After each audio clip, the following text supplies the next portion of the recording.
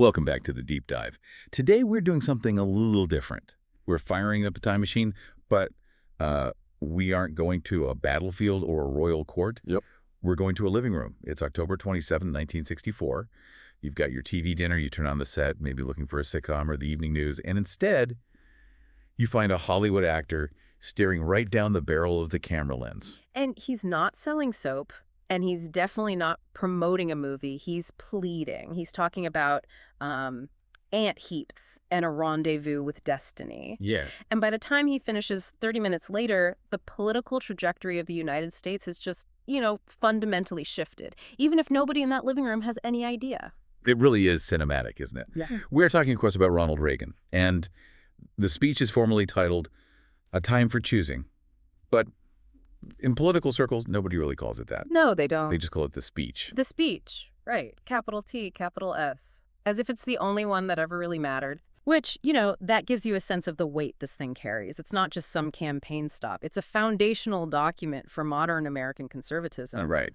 But our mission today isn't just to look at the rhetoric. We need to unpack this massive, head-scratching paradox. I love a good paradox. Lay it on me. Okay, so we have this speech. It's delivered for a specific candidate, Barry Goldwater, who then proceeds to lose the election in one of the biggest landslides in American history. A total wipeout. A total wipeout.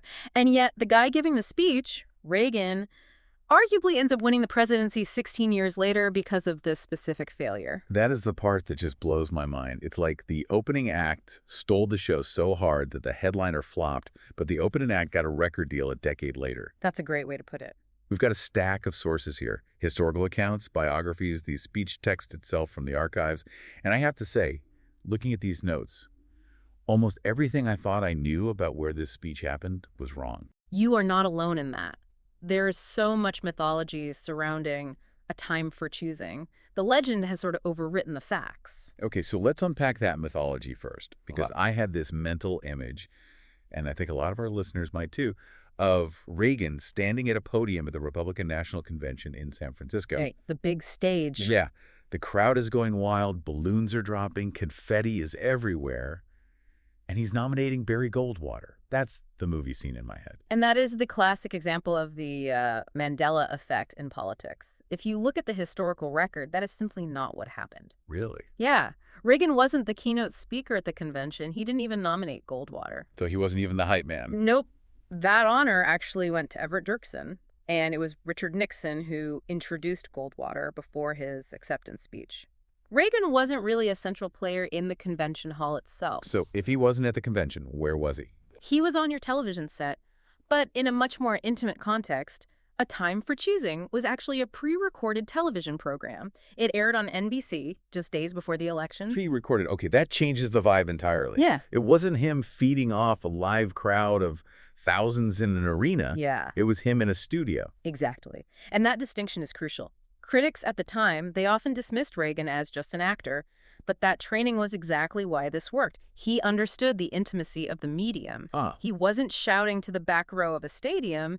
He was making eye contact with you. He knew how to work the camera to make it feel like a one-on-one conversation. That's a skill set that career politicians in 1964 didn't necessarily have.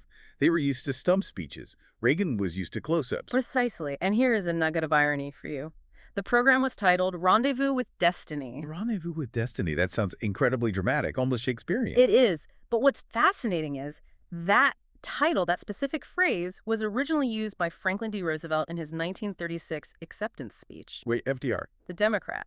The very same. So Reagan, the future icon of conservatism, is lifting his title from FDR, the architect of the New Deal. Wow. You have to remember, Reagan was a Democrat for a huge chunk of his life, right? He voted for FDR 4 times. He did. So here he is, repurposing his former liberal hero's language to dismantle the very state machinery that FDR built. He's flipping the script, quite literally. That is bold. It's like using the other team's playbook to beat them. But despite the grand title and the eventual legendary status of the speech, the sources say Reagan himself was not feeling very confident at the time. Far from it. In his autobiography, An American Life, he really opens up about that night. He didn't go to bed thinking, nailed it, I'm the great communicator. He recalled going to bed literally thinking, I hope I haven't let Barry down. It really humanizes him, doesn't it? We see the statue now, but back then, he was just a guy stepping into a very serious arena, hoping he hadn't messed up the gig. He was insecure about it. And honestly, the stakes were incredibly high. We need to set the scene for 1964 because it was a heavy time in America. Yeah, let's not chat about that. This isn't a peaceful era. Not at all. I mean, the country is still reeling from the Kennedy assassination less than a year prior. The civil rights movement is in full swing. The Cold War is absolutely raging. There is a lot of fear in the air. And there's a growing conversation about the size of government, too, with LBJ's Great Society ramping up. Exactly. The welfare state is expanding. And Reagan's core argument in the speech was a direct response to that. It was a clear call for smaller government. But, and this is key, he doesn't just say taxes are too high. He goes much deeper. He gets philosophical. He appeals to the philosophy of the Founding Fathers. His whole argument was structured around the idea that a government cannot control the economy without controlling people. That's a strong linkage. He's saying economic freedom and personal freedom are basically the same thing. Right. He asserted that when a government sets out to control the economy, it must inevitably use force and coercion to achieve its purpose. Force and coercion. He was not mincing words. No. And this brings us to the most famous metaphor of the speech. This is the part that I think really redefined the political map for a lot of people. Oh, absolutely. Usually when we talk politics, we talk left versus right. That's the spectrum. You're on one side or the other. But Reagan gets up there and says, yeah, you're looking at it wrong. He rejects the premise entirely. He says, and I'm quoting here, "You and I are told we must choose between a left or right, but I suggest there is no such thing as a left or right. There is only an up or down." Up or down. It's so simple, but it totally reframes the argument. So how does he define up? Up is defined as man's age-old dream, the maximum of individual freedom consistent with law and order. Okay, and down. This is where his rhetorical flair really kicks in, and where you see that Cold War anxiety surfacing. He describes down as the antheap of totalitarianism. The antheap. That is such a visceral image. It's not just bad government, it's dehumanizing. It makes you think of mindless drones working for the collective. Exactly. It strips away individuality, and that's what makes the up versus down framing so powerful. It changes the debate from, what should the budget be, to, do you want to be a free human being or an ant in a heap? It raises the stakes to a moral level. Yeah. It's brilliant branding, whatever you think of the politics. And if we connect this to his rhetoric, you see a lot of what's called antithesis. Contrasting ideas placed side by side. Freedom versus totalitarianism. Up versus down. Man versus the ant. Right. And the sources note his tone was notably serious. He wasn't cracking a lot of jokes here, which is interesting because we remember him later for the one-liners. The grandfatherly vibe. But here, he sounds grave. He was using rhetorical questions to convey gravity. He was signaling to the audience, I know I'm an actor from Hollywood, but I take this deadly seriously. So the speech airs. He talks about the ant heap. What happens immediately? The cash register certainly started ringing. The speech was a fundraising juggernaut. It raised $1 million for the Goldwater campaign. Okay, we need to pause on that. $1 million in 1964. Give us some context. It's a staggering amount of money. We're talking something in the neighborhood of $10 million in today's purchasing power. Wow. Generated from a single TV spot. And most of it was small donations. It proved that Reagan could move the needle in a way the establishment politicians couldn't. So he proved he had the magic touch.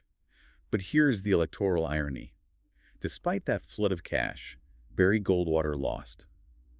And he didn't just lose. He got crushed. It was a demolition. LBJ won in a landslide. Goldwater carried only 6 states. So if you judge the speech by its stated Goldwater elected, it was a catastrophic failure. Right. And usually if you're the face of a campaign that loses by historical margins, you're done. Your career is over. But for Reagan, it was the opposite. The speech cleared the deck for him. The Republican establishment was in ruins, lying in the rubble of that landslide. And standing there, pretty much alone and unscathed, was Ronald Reagan. Because the donors and the voters remembered the speech, not just the candidate. Exactly. Almost immediately after this, he was asked to run for governor of California. And he wins that one, doesn't he? He does. He wins the 1966 election. So you can draw a direct line from that TV broadcast in October 64 to the governor's mansion in 66. And eventually to the White House in 1980. Yes. And this is where we have to talk about that observation by George Will, the columnist. It really explains this whole paradox. I love this quote. It's such a mic drop moment for history. George Will said, Goldwater won the election of 1964. It just took 16 years to count the votes. It just took 16 years to count the votes. That gives me chills. So he's saying the ideas that Reagan planted in '64, they didn't win the day right then, but they started a slow burn. Exactly. It suggests that political victories aren't always immediate. Sometimes you're winning the argument long before you win the election.